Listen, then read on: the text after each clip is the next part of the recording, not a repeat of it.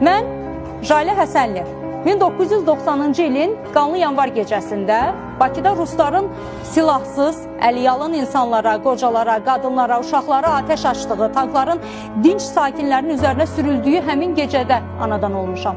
Gözümü Sovet vəhşiliyini açmışam. Sovet ordusunun həmin gecə törətdiyi vəhşilikləri ağlım kəsəndə valideynlərimdən, müəllimlərimdən, tarixi faktlardan öyrənmişəm. 2 yaşım olanda isə bəşər tarixinin ən dəhşətli faciələrindən biri olan Xocalı soyqırımı yaşandı. 1992-ci il fevralın 25-dən 26-sına keçən gecə ermənilər Xankəndidə yerləşən SSR-nin 366-cı motoatıcı alayının köməyi ilə Xocalını mühasirəyə aldılar. O dövrün ən müasir silahları ilə şəhərə hücum elədilər və Xocalını yerlə yeksan elədilər. Çox saylı ağır texnika ilə şəhər tamamilə dağıdıldı və yandırıldı. İnsanlar isə xüsusi qəddarlıqla qətlə yetirildilər.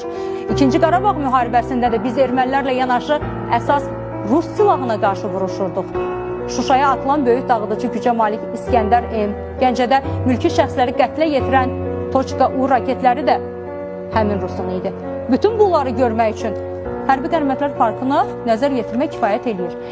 Təxmini 10-11 yaşlarım var idi. Televiziyadan, valideynlərimdən eşidirdim ki, Azərbaycanlılar Rusiyanın müxtəlif şəhərlərində skinheadlər və OMON tərəfindən təqib olunurlar.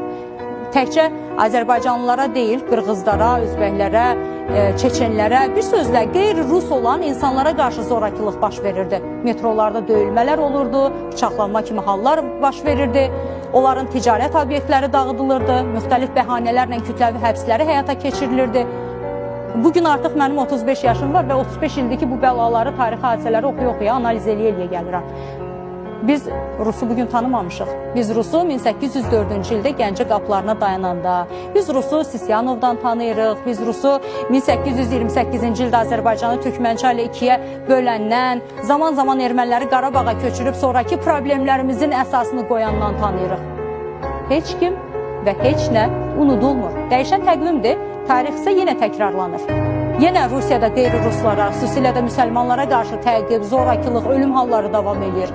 Son aylar Rusiyada baş verən hadisələr bu ölkədə qeyri-ruslara, xüsusilə müsəlman xalqlara qarşı münasibətin sürətlə dəyişdiyini açıq şəkildə nümayiş etdirir.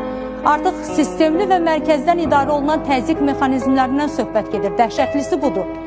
Yekaterinburqda Səfərovlar ailəsinin yaşadıkları ünvanlara Federal Təhlükəsizlik Xidmətinin keçirdiyi əməliyyat bu reallığın ən sarsıdıcı nümunələrindən biridir. 5 nəfər.